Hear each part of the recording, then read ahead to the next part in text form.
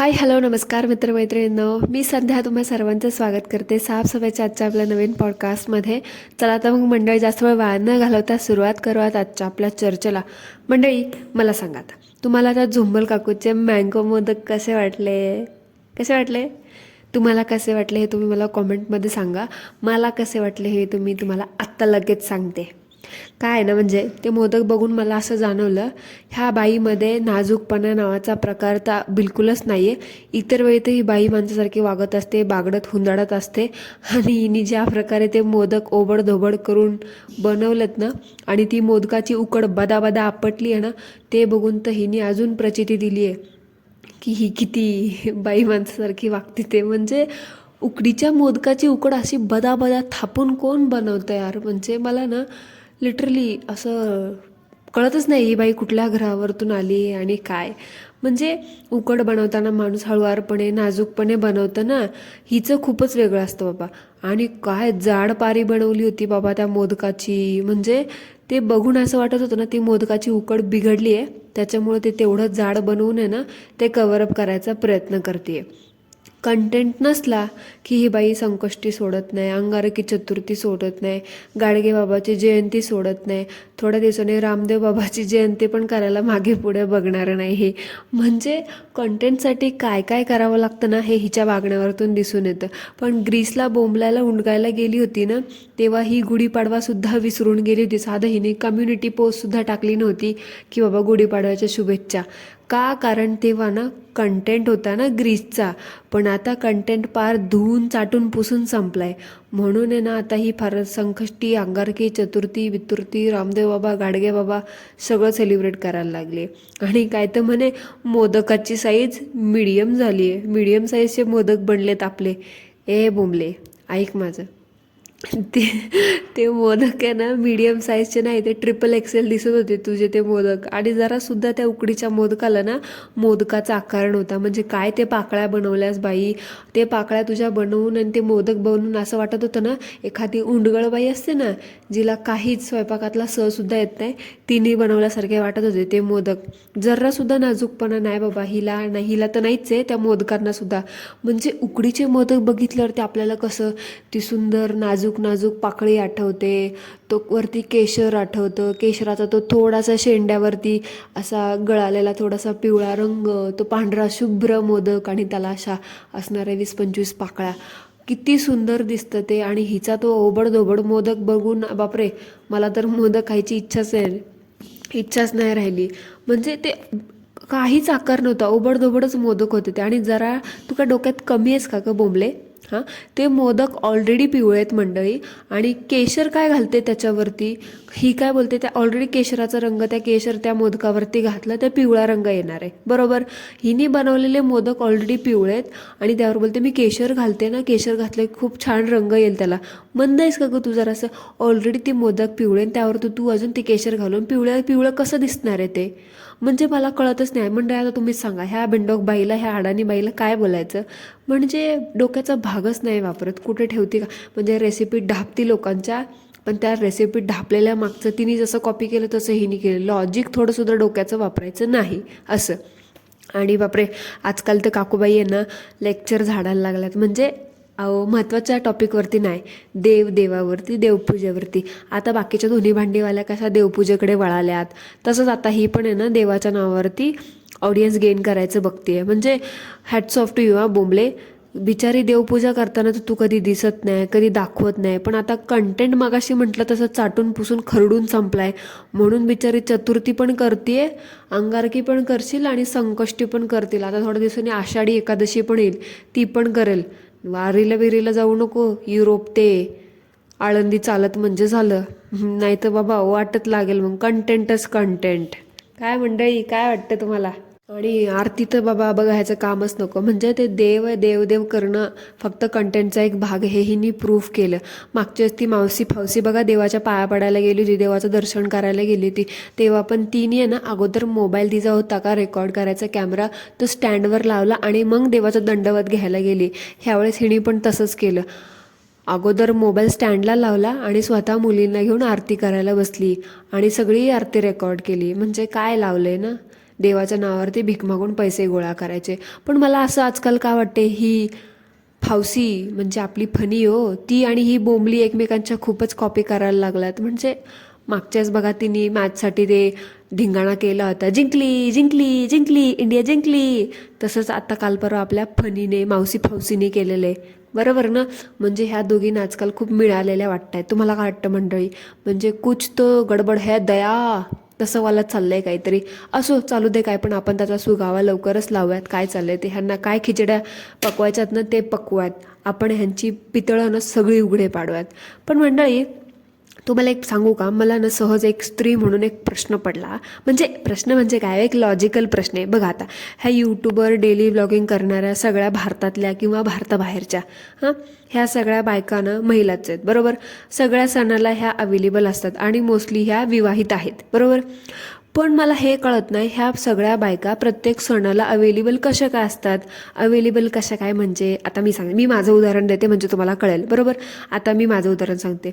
आता पिरियड्समुळे ना मला माझे बरेचसे सण करता येत नाहीत. म्हणजे बघा, कधी सेकंड डे असतो, कधी थर्ड डे असतो, कधी चौथा असतो, किंवा कधी कधी त्याच दिवशी मला पिरियड्स येऊन जातं. त्यामुळे मला कुठला सण करताच येत नाही. मोस्टली आमच्या इथे गौरी गणपती असतात, नवरात्र 9 दिवस असतात, ते गट वगैरे बसतात.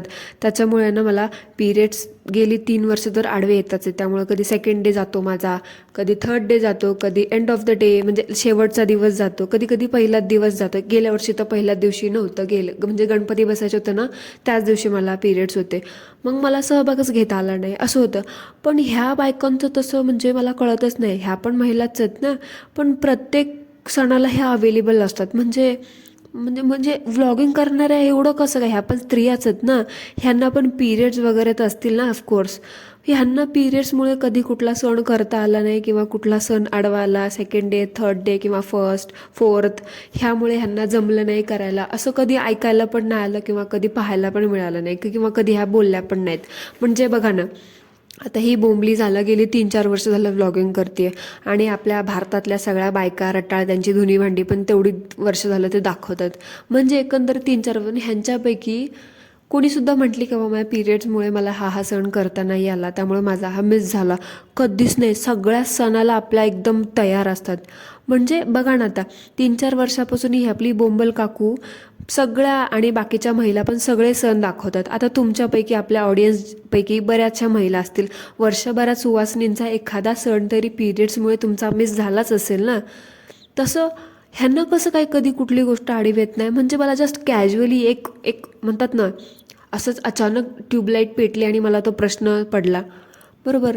तुम्हाला काय वाटतं ह्याच्याबद्दल, मला नक्की सांगा. म्हणजे असं पण नाही की बाबा 50, ह्यांचं वय वर्ष 50 वगैरे आहे, 30, 40-50 क्रॉस झाली, त्यामुळे आता ह्यांना पिरियड्सच येत नसतील म्हणून ह्या सगळे सण करत असतील, असं तर नाही आहे. यंग आहेत ऑफकोर्स, पिरियड सायकल वगैरे ते सगळं चालू असणार.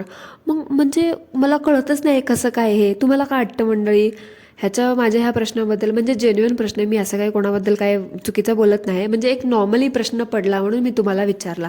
आता ह्या प्रश्नाबद्दल तुमचं मत काय, मला कॉमेंटमध्ये नक्की सांगा.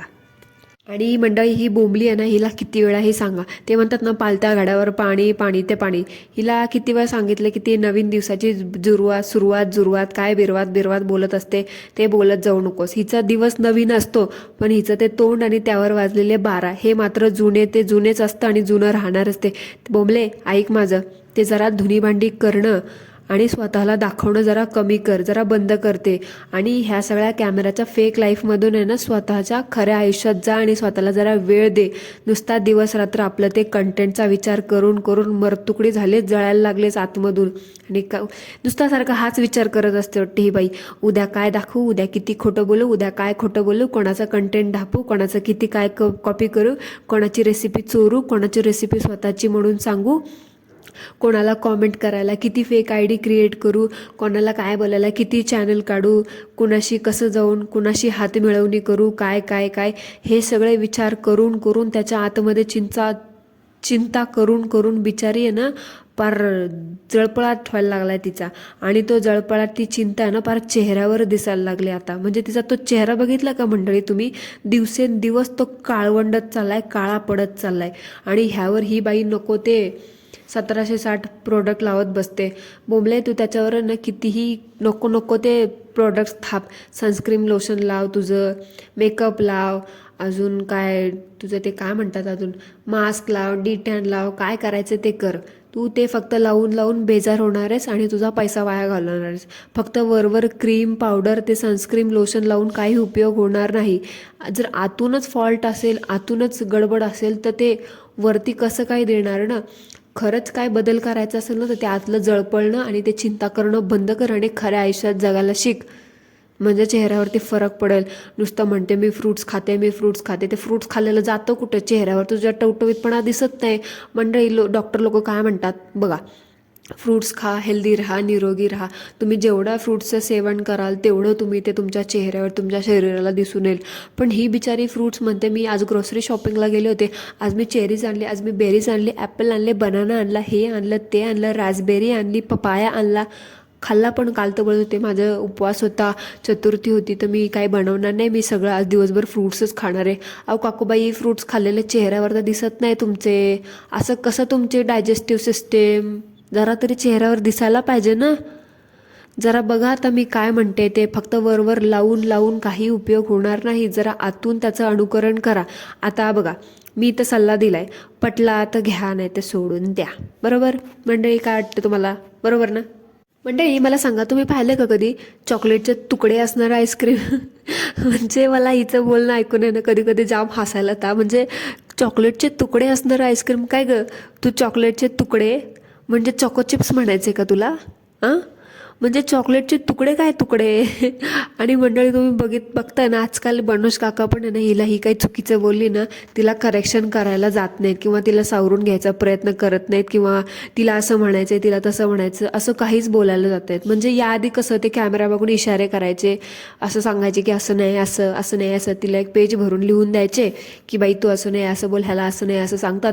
आणि त्यांचं ते रट्टा ऐकून ही आपली बोंबलायची, आपल्याला लेक्चर द्यायची. पण बहुतेक आजकाल त्या बनायला पण समजलं वाटतं की हिचा वरचा मजला तर काय रिकाम आहे, हिच्या डोक्यात कितीही सांगा काय बसत नाही.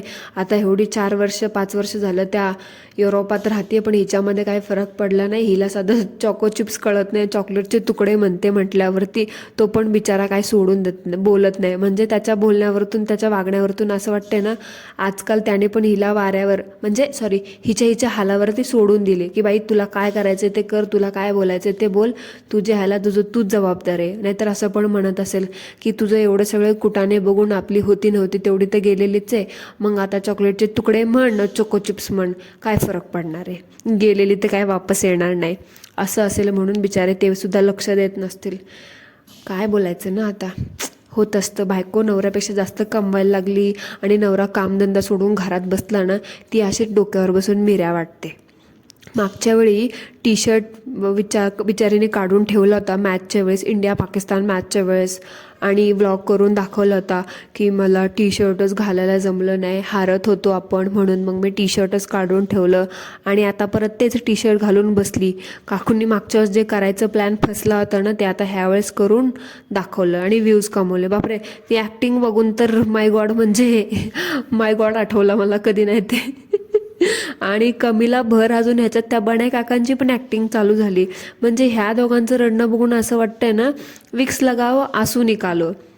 आणि बोंबले, तू ना ती धुनी भांडी दाखवणं बंद कर. आणि मागच्या जसं ती दारूची 8,000साठी ॲड केली होतीस ना, तिथं कुठला तरी पिदाड्या ऑडियन्सचा रोल प्ले केला होतास, तसंच आहे ना अजून तुझी ती ॲक्टिंग चालू कर. कारण तुझं ते रडणं बघून आहे ना, तुला कोणीही सहज रडाय पडायचा ना रोल देऊन टाकेल. म्हणजे आणि बन्या काका, तुम्ही पण तुमचं पण लक तुम्ही आहे ना ॲक्टिंगमध्ये आजमावू शकता. कारण 24 तास तुम्ही जे रिकामे असतात ना, ब्रेक्समध्ये पण येतात काकूंची मदत करायला, रेकॉर्ड करायला, वगैरे वगैरे सगळ्या गोष्टी करायला.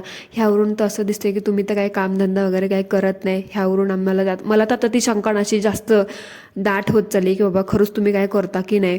त्यामुळे तसं काही खरंच असेल ना, तर बघा, मीच आता तुम्हाला सल्ला दिला आहे ॲक्टिंगचा. तिथे जाऊन तुम्ही एखादं तुमचं लक आजमावू शकता, मिळू शकेल तुम्हाला एखादा रोल. कारण आता तुमच्या त्या सो कॉल्ड ॲक्टिंगवाल्या प्रसिद्ध बायकोसोबत तुम्ही राहून पण ॲक्टिंग करायला शिकलात. सो बेटर अपॉर्च्युनिटी मिळू शकते तुम्हाला आणि बेटर करिअरचा ऑप्शनसुद्धा मिळू शकतो.